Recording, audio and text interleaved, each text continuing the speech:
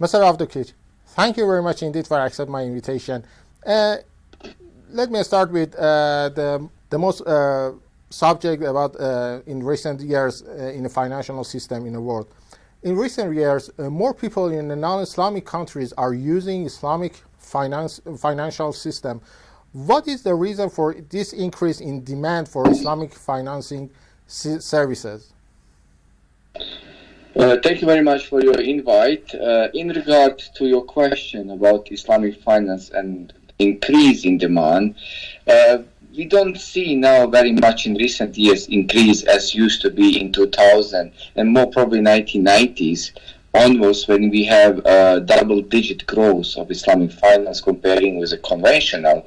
But in recent years, and also due to the pandemic and then financial crisis, we could see the slowdown. It was still higher than the conventional counterpart, but also in some countries it started decreasing, whereas we also noticed the emergence of Islamic finance in countries which actually accepted Islamic norms quite late, like for example North Africa was very late to endorse Islamic finance. And also we can see we see some mergers, some of the biggest mergers in the financial system in the world happening in Islamic financing, right? Yes, we have recently in Indonesia was very known, and also Qatar before that. I mean, one of the debates and argument was that the failure of Islamic finance to capture or to respond to the needs of the markets and the communities was mainly due of the size. So it's a scale of economies. So they are small, they are not able to have a long-term investments in the real economy, and as such, there was an approach from the governments to create a top-down approach, as we say, so the government-owned banks which will respond to those needs. We will still see whether this approach of the top-down will deliver the expectation assigned by the founding fathers of Islamic economics. Mr. Avdukic, what do you think is the biggest problem in the Islamic financing system in the recent years, and what is the solution to it? I mean, the biggest problem for the growth of Islamic financing. I think the issue of the growth of Islamic finance is not a problem. The problem of Islamic finance that they deviated from the original discourse of being the human-centric oriented developmentalistic tools for adding the value to the people and creating that catch up in the Muslim world with the rest of the world. That is probably the main reason that most up-to-date research or the cutting-edge research at the moment is about how we can restructure the Islamic banking and finance. Unfortunately, when we asked founding fathers in Islamic economics why you opted for the commercial banking model which we have today, the answer was that who could convince any Muslim government in 1960s, 70s, when we have a polarized world between the Russian and the Western bloc, that there is something Islamic, there is something value-based. They would not even accept it. So the only way was introducing the commercial bank, which does the same things, but adding some Islamic principles. And unfortunately, that was a second best solution, which becomes today's reality in the Muslim world. And the West. And you mentioned some biggest mergers in Indonesia and Qatar. And what do you think? Which countries can be leading in Islamic financing?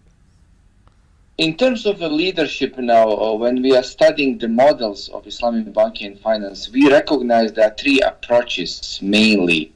So one which we see is a top-down private sector.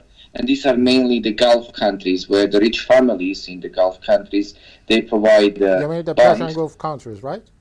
Yes, it's a Gulf countries dominant model. We call it top-down private sector. And there's another one, top-down government, which is the Malaysian model, where you have also the government, but that is more of an issue of identity. And the third one, which we are more in favor, and is starting to get in shape, it is the Indonesian model, which we consider as a civil society from the grassroots level. You organize people, they come together, they created these small microfinances, which now are turning to become banks. serving the needs of the grassroots level, I mean the most vulnerable or most unbankable people. And that is something which we are in favor. That's a model which is more organic. Mm-hmm. Since last year, we faced with a phenomenon in a world of technology, and it's called a Metaverse. What do you think about the connection between Metaverse and Islamic financing and also Islamic fintech? Can we expect it for a cooperation between Metaverse and Islamic financing? I mean, fintechs and the digital economy is emerging. It is something that most Islamic scholars nowadays are fascinated by.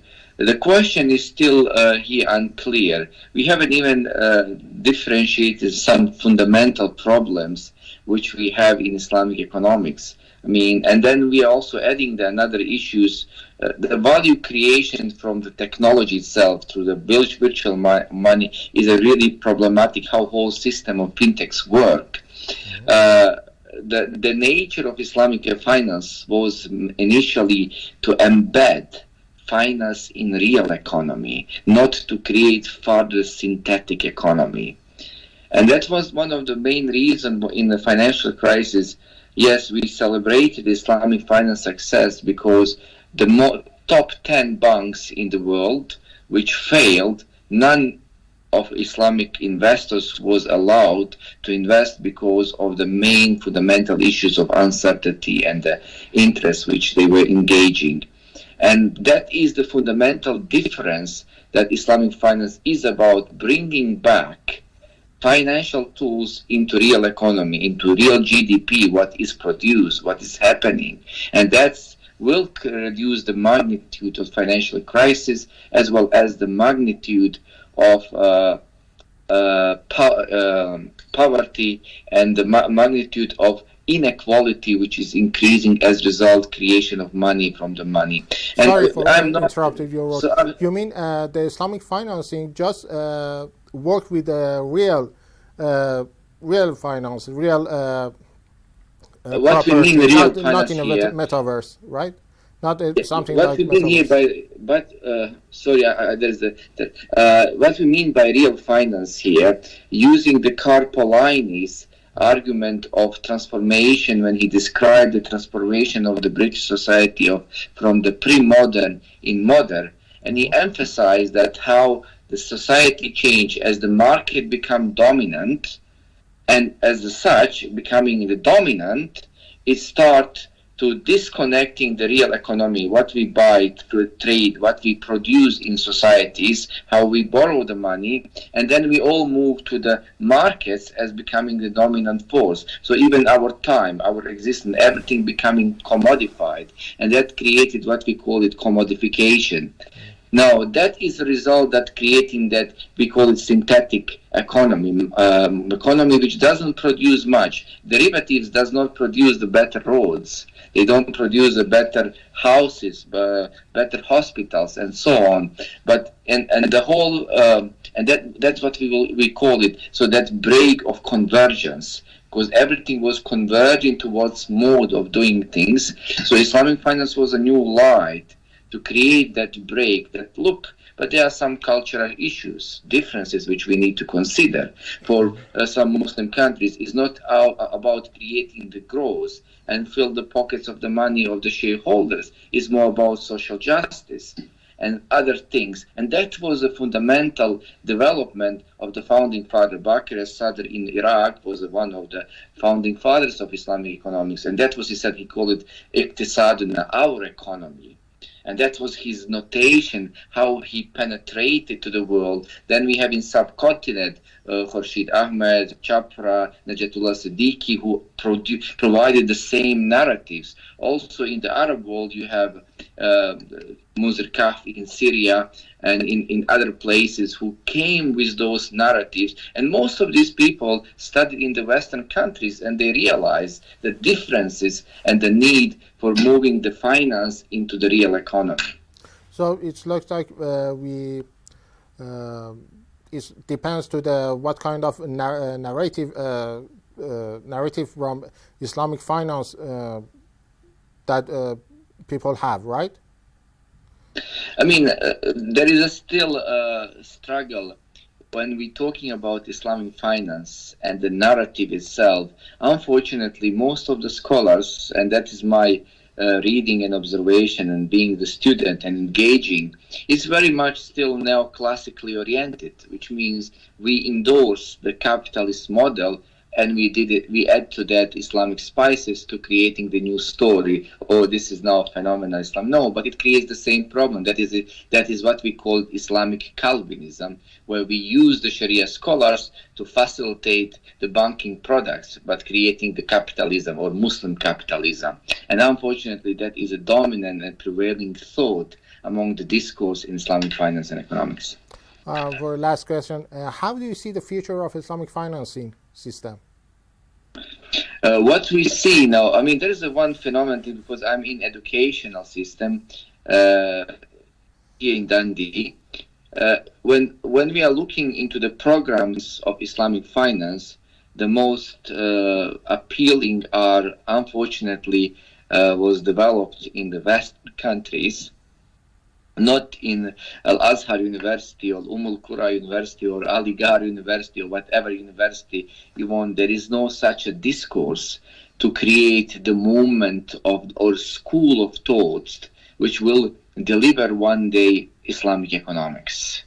Okay. Whatever that means to mean. We have now feminist economics, we have post-Keynesian, socialist, Safrian, and many other school of thoughts. But what is lacking is a school of thoughts, and that we start recognizing that some Western universities in the UK, we have more than 20, which are working on the developing such, even Germany recently started, France as well, with some universities, Turin in Italy. So these are the examples and developments.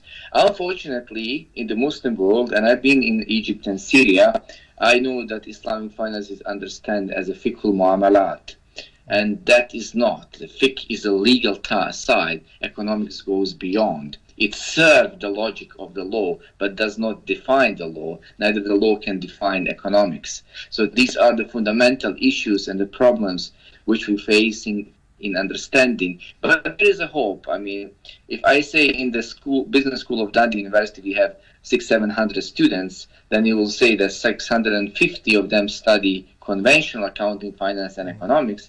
But now we have around 50 who does Islamic finance. So this is now increasing. There is a hope as long as we make the research and contribute to the discourse and development, that might translate later on in real developments that we want to see. And this is how we will be able to even to correct the industry. Unfortunately, most people who are bankers in Islamic banks, they are graduates from the mainstream universities, and they are trained in the conventional banks. So as such, they can only deliver and produce the logic of the conventional banks, but not Islamic. Okay, anything else? And finally, I mean, despite that, these are the critical side of Islamic banking finance, but it's not because we have anything against. I studied and I worked in Islamic bank before. It is the way that we need to be self-reflected and critical about things which we do, so in order to improve it. Islamic finance is a human-made things. It's not something revealed in the primary source of Quran or tradition, so that we need to endorse it as it is, and we are not allowed to critically observe it. Unfortunately, that attitude is still prevailing in certain centrist countries and certain groups, unfortunately. I remember the discussion in Durham University when we brought the Sharia scholars sitting in the boards of the Islamic banks, and then economists, and we were PhD students at that time. And I was listening to the debate and discussion, and the whole purpose of Sharia scholars was how we can justify movement of capital from A to B. So that's halalization of the transaction. Whereas economists says, but that's fine. Even the conventional bank and finance can do that. But the point is, what are the consequences? What is the outcome that you will make? If I tell you that the assets of Islamic banks in Iran went 20% up, what does mean that to you or any person in Iran? Does it mean that we will have better roads, better hospital, better schools, better? That is what I'm interested to know. I'm not interested how much the shareholders more money will get in their pockets. But because that is purely the capitalism.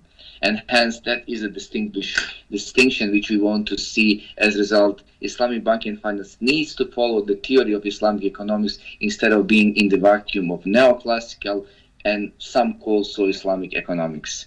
And hence that will be the way forward. Mr. Avdukic, thank you very much indeed. Thank you. خبرگزاری بین المللی قرآن ایکنا